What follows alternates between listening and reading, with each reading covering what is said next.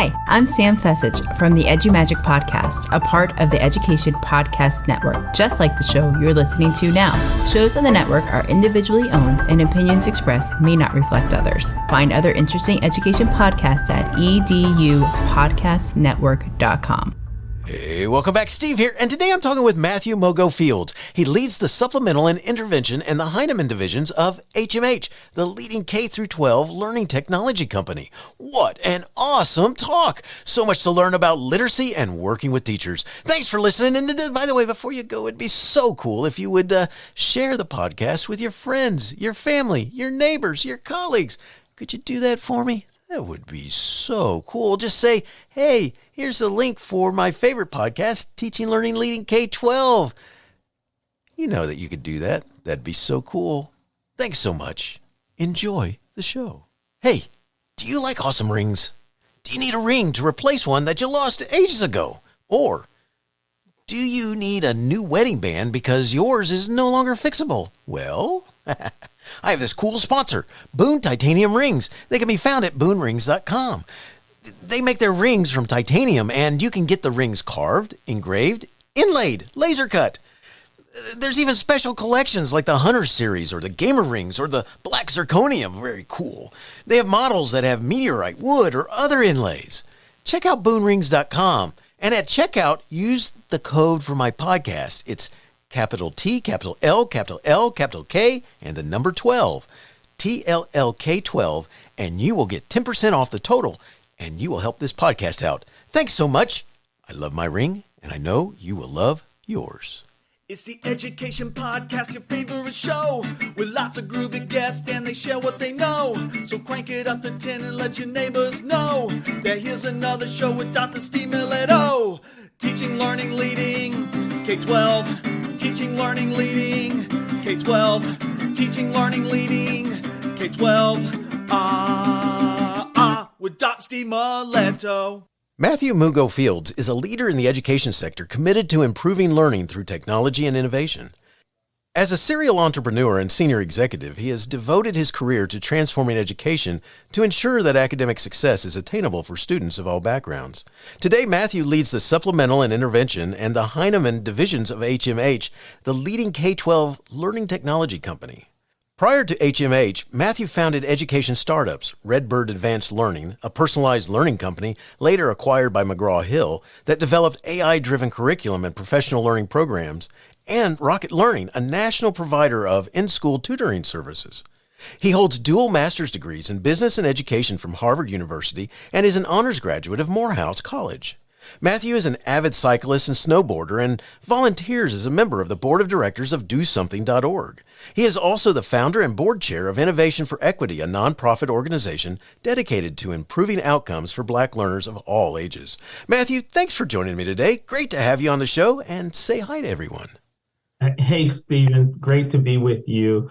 It's a real pleasure. Well, it's awesome to have you on the show, and yeah, there's so much cool stuff. Before we started recording, we were talking about the connection with Atlanta and so forth, and good stuff there. And one of the things I got to do is that in your bio, I read that you're a leader in the education sector committed to improving learning through technology and innovation. I mean, what clicked with you that encouraged you to have this focus? I mean, the focus on technology and innovation. Where did that come from? Yeah, it actually connects back to the conversation we were having about our common Georgia connection point. For me, it really clicked when I was a student at Morehouse College. It has everything to do with how I got to Morehouse. Backing up a few years, I came to the United States when I was almost 11 years old.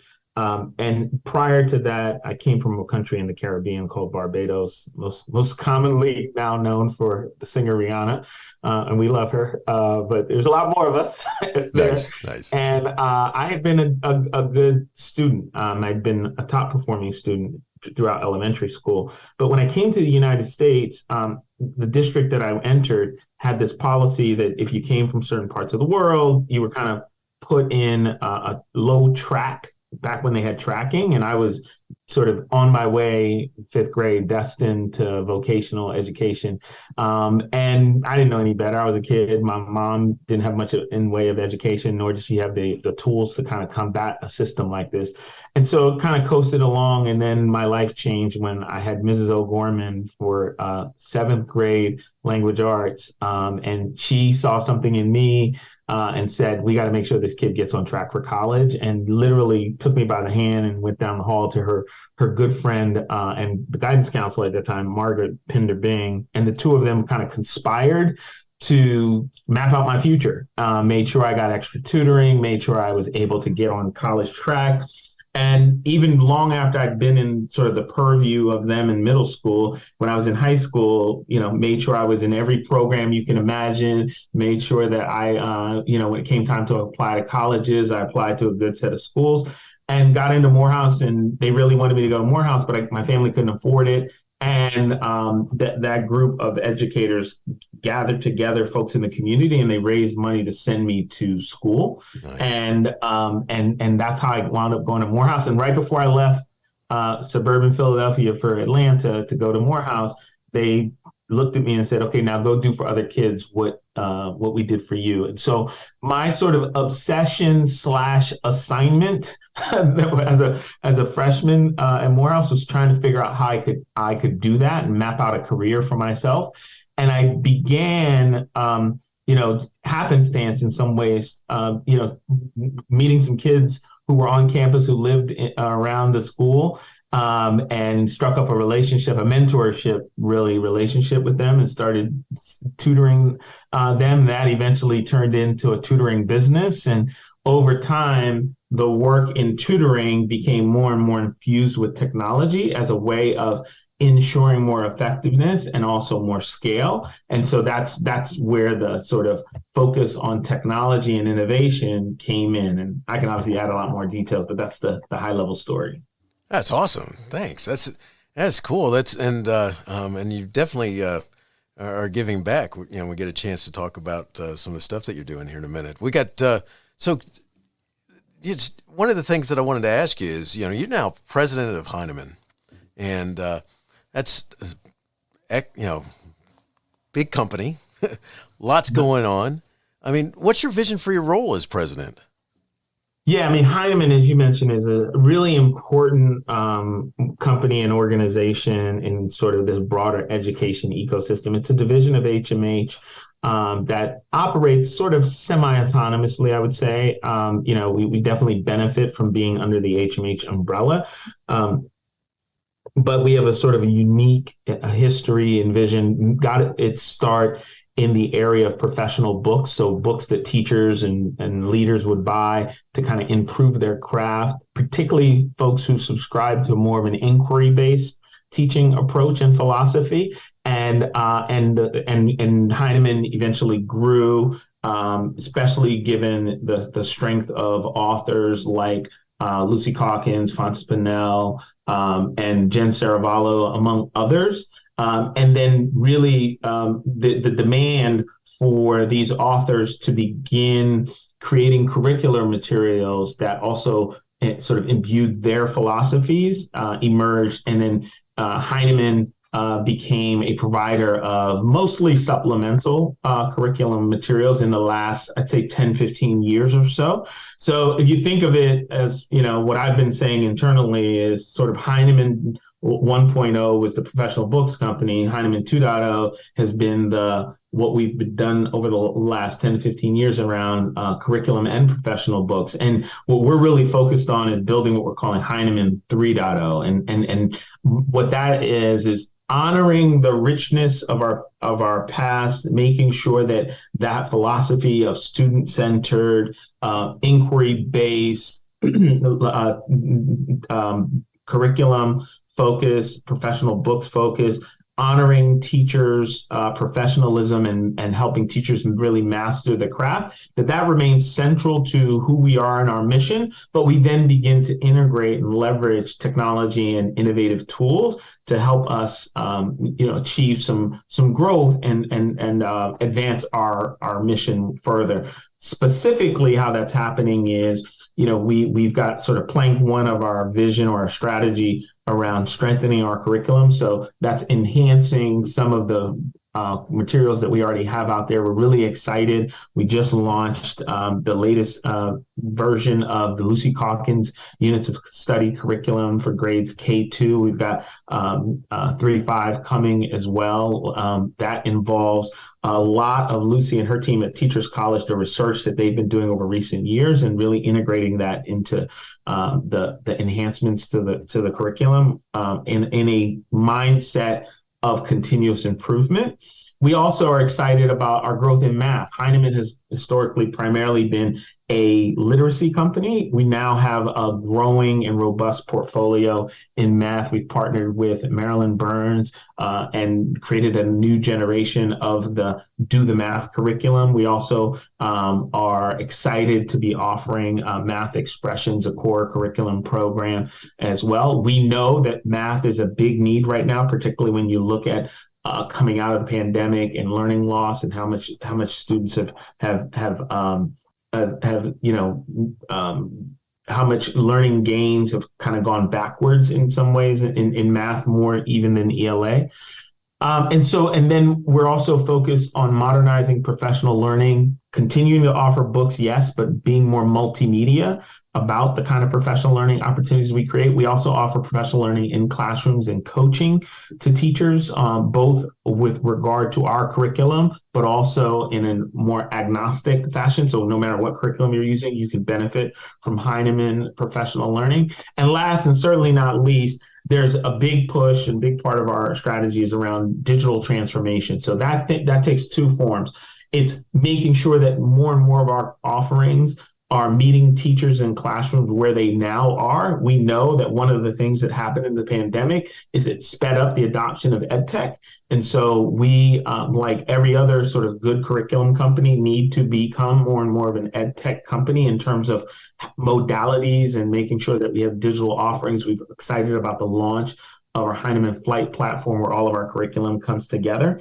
And in addition, we also know we have internally transformed how we do things and be much more sort of digitally native inside the organization and leverage modern tools. So that's a mouthful, but you asked for it. Most definitely. It's so awesome because you can't be in education. I mean, I've been in education for 36 years in the state of Georgia, and Heinemann is just like you said.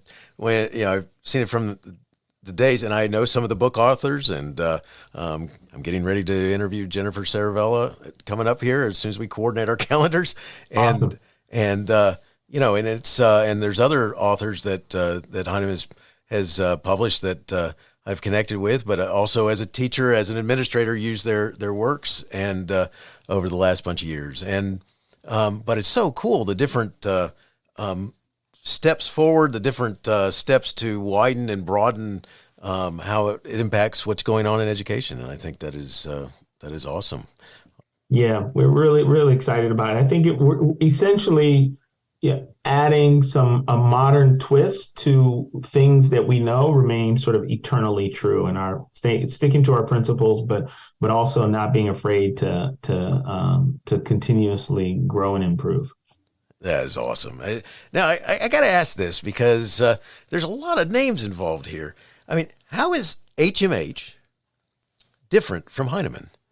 Yeah, it's a great question. So HMH is the parent company of Heinemann, and HMH is, I think first let's start with what's the same. So what's the same is, broadly speaking, we have the same purpose. We want to help transform lives. We want to help make a more open and just society through the process of teaching and learning. And so that is commonly shared between Heinemann and HMH. However, when it comes to how we approach that, there are some slight differences. I mentioned one already. I said Heinemann's much more focus on sort of inquiry-based instructional approaches. And so think of, what some people may sometimes call constructivist. I don't want to get too wonky, too edgy-wonky with your listeners, but there's a different approach to this idea of teachers and students sort of doing much more hands-on discovery learning. That's central to Heinemann. And then the other thing is Heinemann's curriculum is really developed by teachers for teachers. Our authors, like Jen Saravallo, for example, like Lucy Calkins, like F&P, are grounded in classrooms, and they sort of start there. Now they're obviously research informed as well, and in some cases conduct their own research, but they're very much connected to teachers in the classroom, so more practice based than anything. That is cool. Appreciate you explaining that. It's just cool because these are big names in publishing and education and all that we do in our world, and it's cool to understand the differences and the sameness. So very nice. So thank you. All right. So now let's get down to what you do. All right. If you had to choose one thing that you spend your days addressing, what would it be? Just one? Just okay. One. Okay. You can cheat. You can do a couple more. I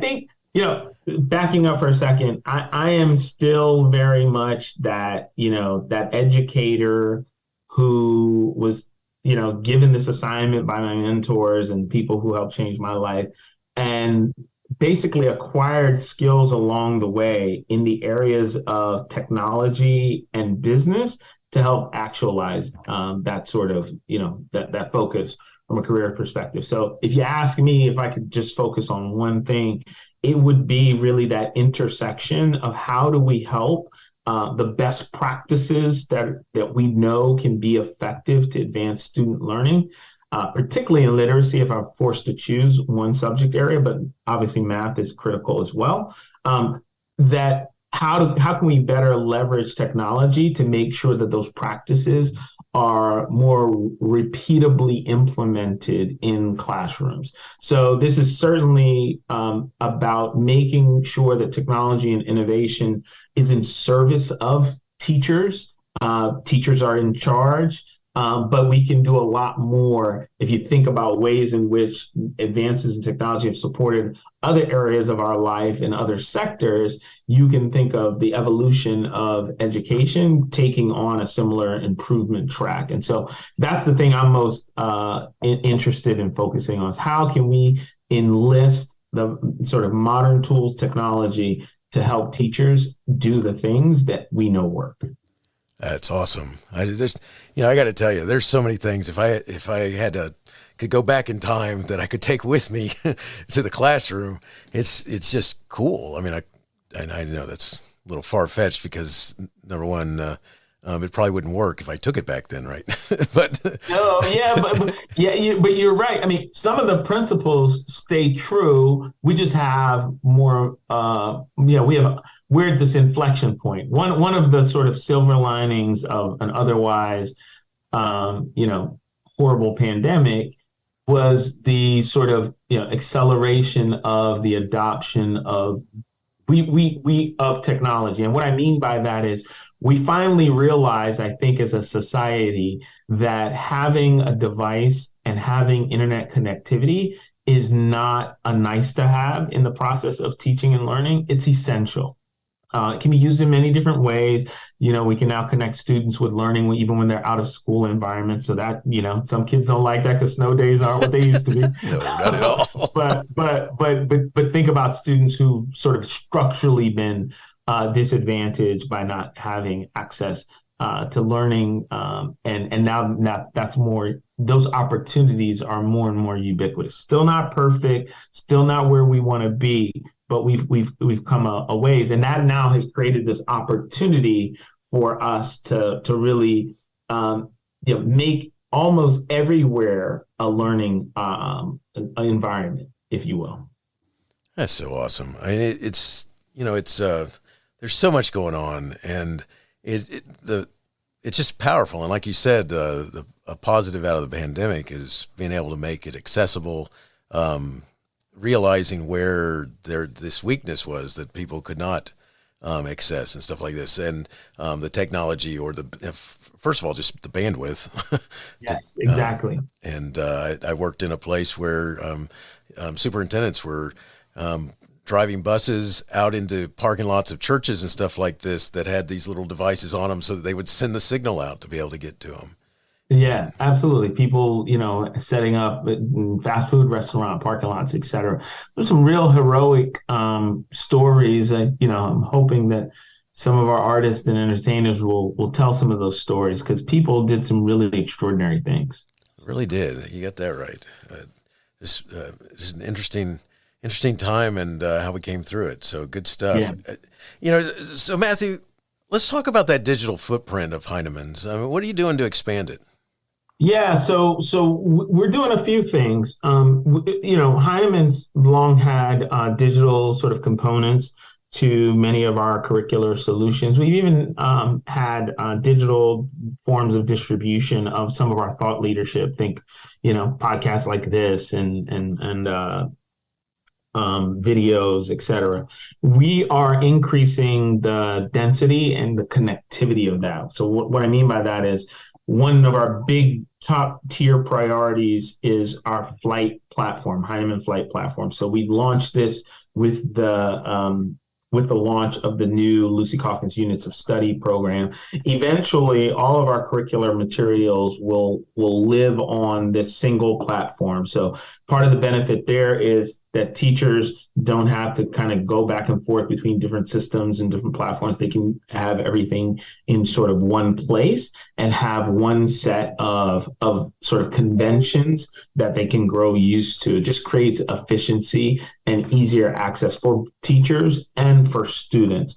So that's a big priority of us. We're also digitizing more and more of our curriculum content. So everything from giving access to the new jump rope readers, which are these amazing decodable books that Lucy and her team developed that, are not your typical decodables. These are real stories that are truly engaging for students, and students can access them digitally or in print.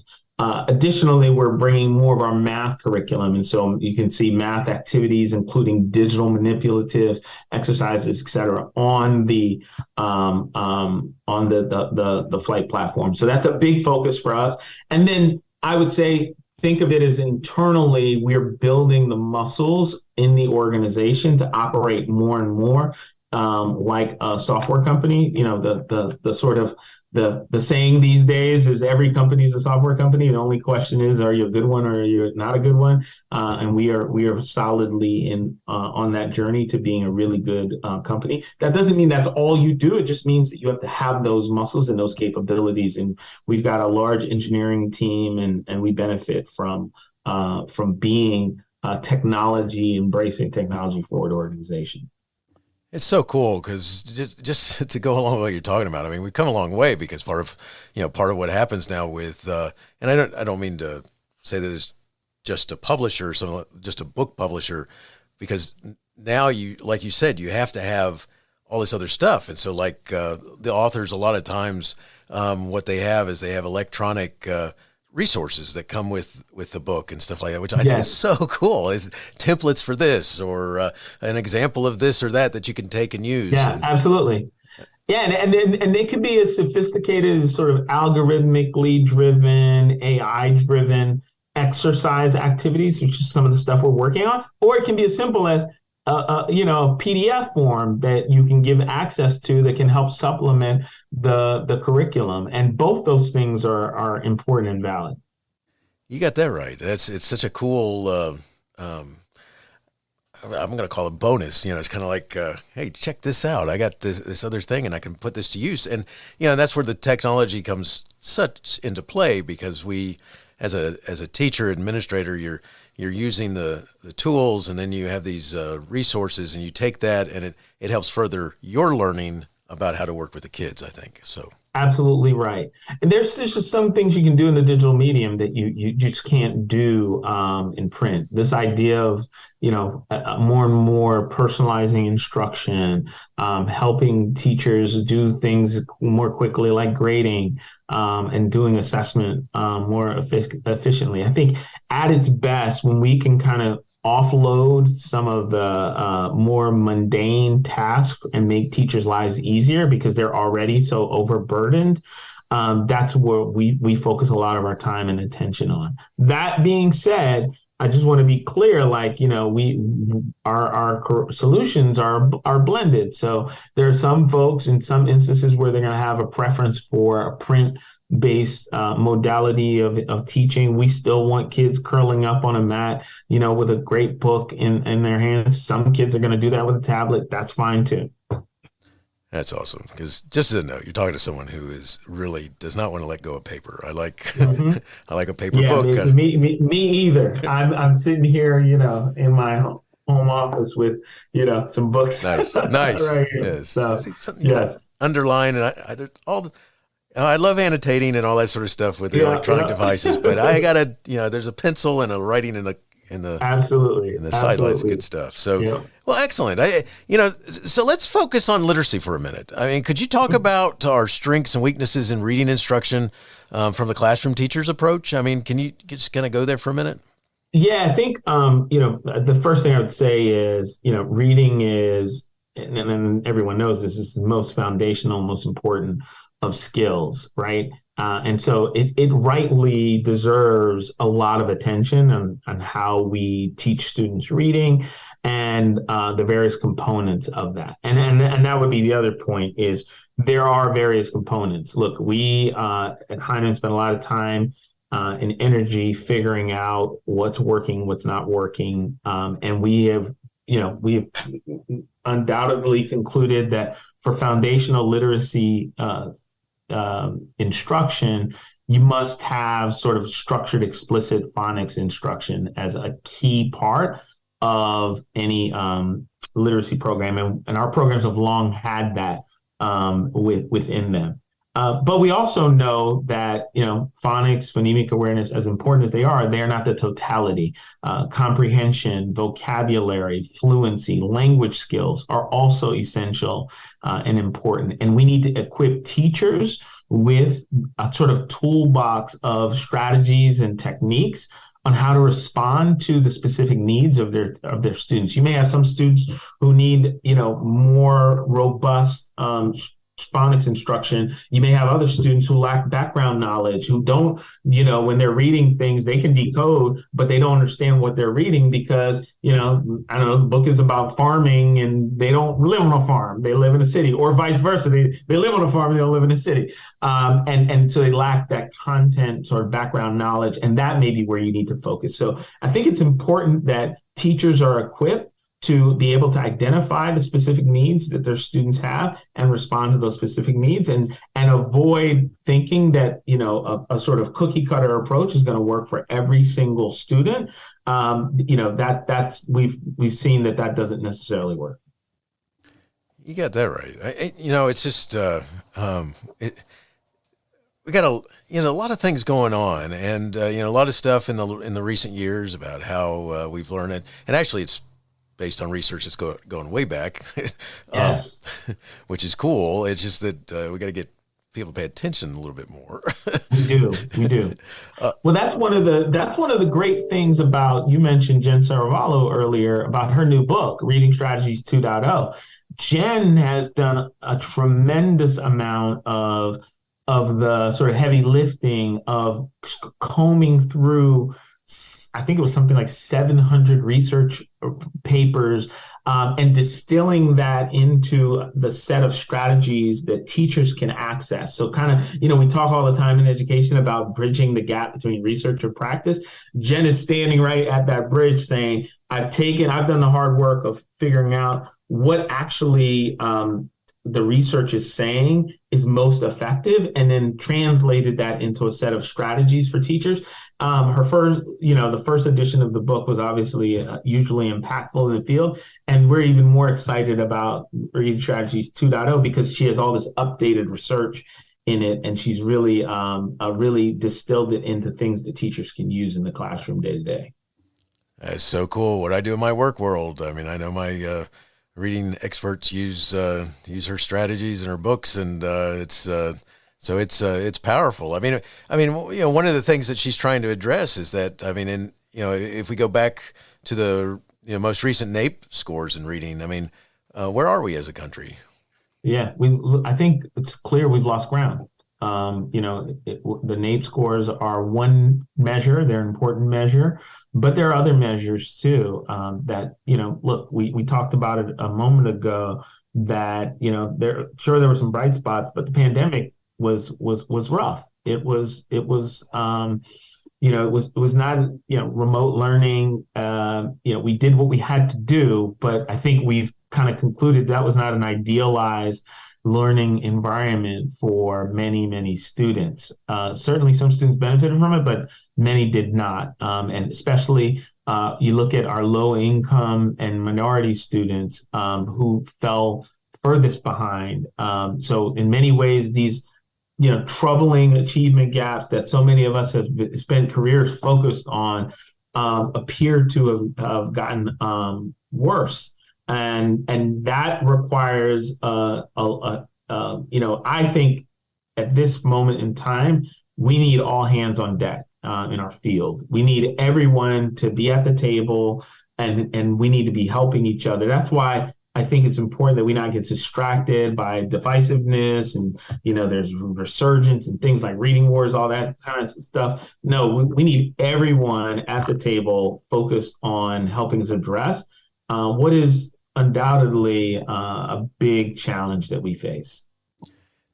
Boy, you're so right, because it's one of those things where, kids could actually, I've been talking with bunch of people lately about this, and in my world, and it's like they could turn their teacher off, and and pretend that they were there, and if the parent wasn't making sure they were there, they didn't have to do anything. And exactly. And then when the world said, all right, we're ready to bring you back into the building, then the next thing that happened was some kids didn't come back, and it's like, whoa, some kids didn't come back, and then the other thing was, we already know teachers have to deal with the challenge of sort of student skill diversity within a given classroom. That got amplified, right? So you had students some who had been, home for 2 years and got the benefit of more individualized attention, and they stayed on track. Some of them moved ahead.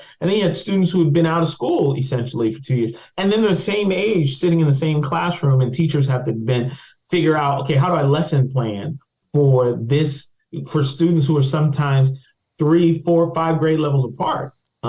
It's a really big challenge. Most definitely. All right, so I'm going to ask you a question here. So if you had the chance to talk with an audience of teachers who are finishing their first year teaching, what would you want them to take away from your talk? The main thing, honestly, I'd want them to take away is don't give up. We are another dimension of the crisis that we're in is the teacher shortage. I talk to leaders across the country all the time, and they're really challenged. We do a regular survey every year, and I think the last one came out last summer. Something like 3/4 of teachers were not feeling great about their profession. I can only imagine that's even more dramatic for new teachers who are still in pursuit of sort of mastery and probably aren't feeling a ton of success. And look, there are teaching is the noblest of professions. We all agree with that. It's also a very challenging profession, and our teachers need better working conditions, more support. We can talk about compensation as well, but they also need encouragement and to know that they are the life changers that they are. And my personal story is a testament to that. And the work that I try to do every day in helping ease their lives, hopefully is a small way of sort of repaying them. So I would want teachers to know that, yes, it's challenging. Don't give up. You can make a difference. I'm proof of that. That is so awesome. I love that message. Love it. Matthew, it's been awesome talking with you today, and we got a couple questions left. But before we close, if someone wanted to learn more, where would you send them?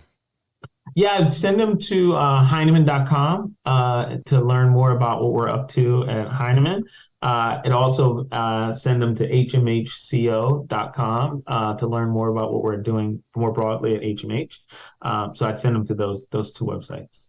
Excellent. I'll have that in the show notes, so it's easy to find and easy to, especially if you're on your phone. A cool thing with the technology is boom, just click and boom, you're There you gone. go. So I love it. Exactly. I love it. So, all right, last two questions for you. And these are questions I like to ask my guests. And the first one goes like this. How do you keep going when so much is going on that you may want to quit? Yeah, so such an important question for us, many of us coming out of the last couple of years, right, of life. Yes. I honestly, we started by talking about I went to school at Morehouse, and very timely, this is where Martin Luther King went to college, and we have a big statue of him right on campus. And not just him, the individual, but I think about the movement of people that he led and that were moved by him as being folks who had it much more difficult than I do on a daily basis. And so I derive a lot of strength and a lot of determination from the struggles of those who came before. And so even on my worst days and my worst moments, I look to those folks who came ahead, and I get a lot of strength from them. That's awesome and powerful. Thank you. Last question. Do you have a teacher in your past who made a difference in your life and kind of have a little... Yeah, I think we had a little deja vu going on here. Yeah, a little deja vu. Yeah, we talked a lot about her. Her name is Mary O'Gorman, and she did nothing short of change the trajectory of my life. We are still in touch to this very day, and I thank her every chance I can get. I like to sometimes embarrass her and make her, more famous than she wishes she was, yeah, she's one of those teachers, like so many of them out there, who went way above and beyond the call of duty to make sure that her students were able to access their potential, and I'm just one of them. That is awesome. Thank you so much for sharing, Matthew. It was awesome talking with you today. I can't thank you enough for discussing literacy, reading instruction, and Heinemann, and all the other things you do. And wish you the best in everything. Thank you, Stephen. Thank you for the work that you do in helping spread the message around teaching and learning. It's really important. Hey, you have been listening to Teaching, Learning, Leading K-12, a podcast to help you help kids achieve their dreams. Teaching, Learning, Leading K-12 is a member of the Education Podcast Network. Podcasts for educators, podcasts by educators. Teaching, Learning, Leading K-12 is a member of the podcast network based in Canada called Voice Ed Radio. Voice Ed Radio, your voice is right here. The opinions expressed on Teaching, Learning, Leading K-12 are those of the guests and host.